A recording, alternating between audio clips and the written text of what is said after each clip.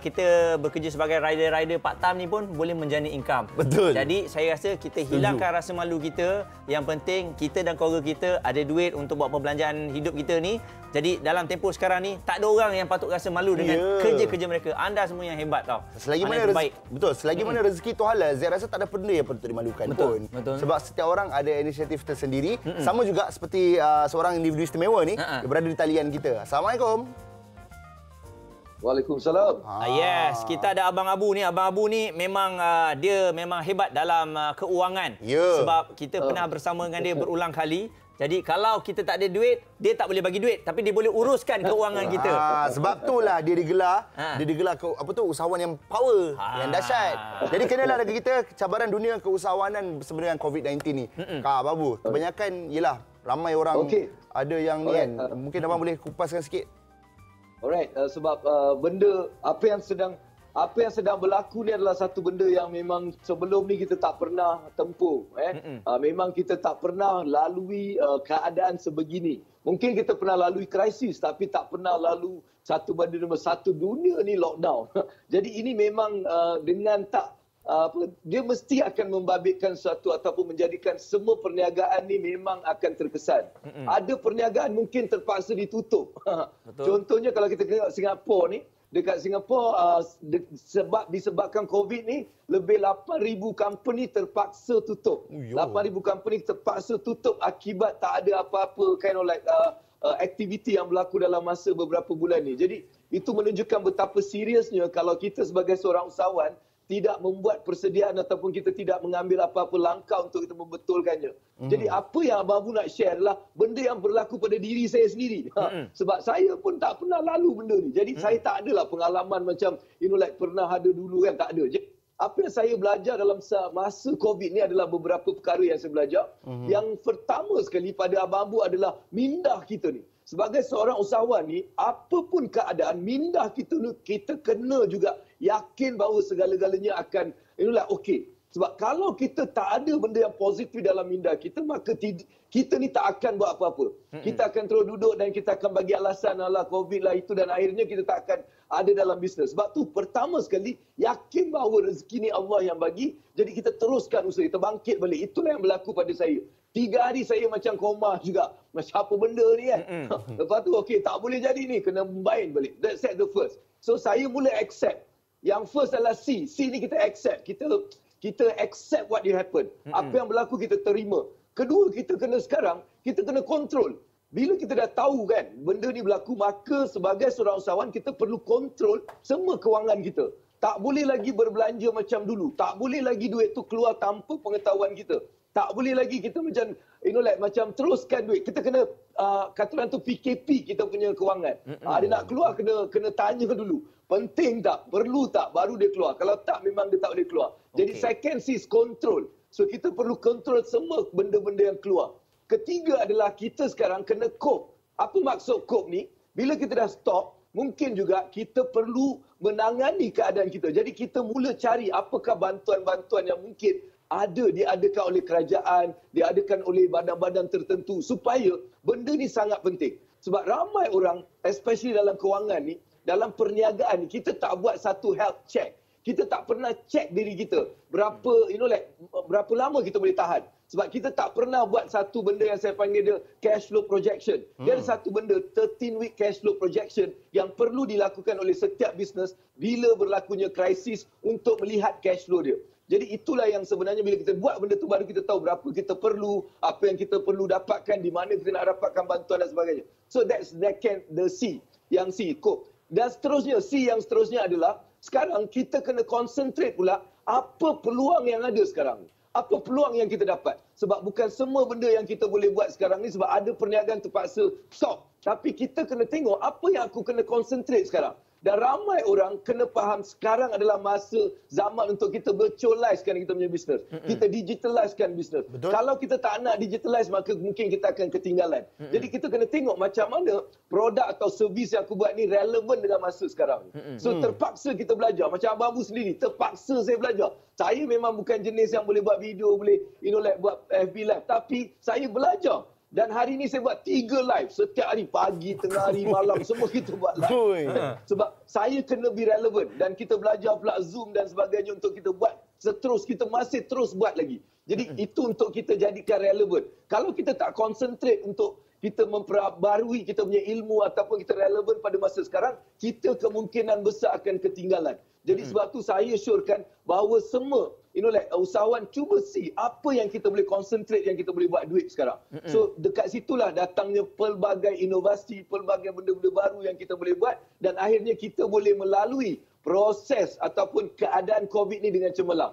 Dan last sekali adalah C, kita dah kena create a new normal. Right? Sebagai bisnes, selepas era COVID ni, dia takkan sama dengan sebelum ni. Takkan sama. Dia akan ada banyak perubahan yang perlu kita adaptasikan. Dan sekarang kita kena biasakan apa yang kita lakukan sekarang ni selepas COVID. Contohnya masih Abang Abu masih akan buat program seperti Zoom. Dah tak ada lagi macam dulu kan kita pergi buat workshop dan sebagainya. Sekarang saya terpaksa juga memulakan benda-benda ni sebagai satu new norma saya. Dan hari-hari saya bangun saya kena buat live. Jadi inilah antara benda yang kita perlu ada. Di samping kena ada MAP. Apa tu MAP? Minda yang positif. Apa pun jadi it's okay. Sebab rezeki ni Allah punya. Ingat benda tu. Rezeki ni Allah punya, bukan COVID yang bagi rezeki. COVID ke apa ke, rezeki kalau Allah nak bagi, dia bagi. Jadi kita teruskan usaha dengan keyakinan yang luar biasa. Sebab orang-orang yang akan melalui proses ni adalah orang yang yakin bahawa rezeki itu Allah punya, dia teruskan usaha. Right? Itu yang pertama. Kedua adalah action. Apa pun berlaku, kita kena teruskan usaha. Kita tak boleh terus stop. Kan, kita tak boleh terus senyap. Kita kena teruskan. Action. Buat benda baru. Mungkin ada kesilapan yang berlaku. Tapi kita belajar. Kita belajar dan kita move forward. So, sentiasa cari benda yang perlu kita buat. Dan P adalah kita kena sekarang ada planning pula. Apa plan yang patut aku buat dengan keadaan sekarang? Mungkin plan sebelum COVID ni aku dah kena relook balik. Saya dah tak boleh ikut lagi benda tu. Jadi inilah antara benda yang mungkin Abang Abu nak just kongsikan kepada mereka di luar sana. Power. Okey. Power. Memang best. Abang Abu kalau dia punya bercakap, energi dia lain macam. Memang sangat bersemangat. Saya juga sebenarnya nak membantu orang kat luar sana. Jadi saya ada siapkan satu benda yang saya namakan dia branding challenge. Sebab dalam keadaan sekarang, sebagai seorang usahawan, dia kena ada satu jenama. Dia kena mula mengambil peluang ni untuk mencipta jenama supaya dia boleh menarik bisnes. Jadi inilah peluang yang sebenarnya usahawan kita juga perlu fikir macam mana saya boleh create a hero story. Macam mana saya boleh create a hero story? Kalau kita tengok keadaan ramai orang ni, kalau kita tengok selebriti dia dah mula buat create a hero story. Jadi apakah hero story kita? Contohnya Ustaz Abid Liu. Kita tengok macam mana dia do something yang very good for the people yang actually create his branding. So sama juga setiap orang kena mula fikirkan apa hero story aku.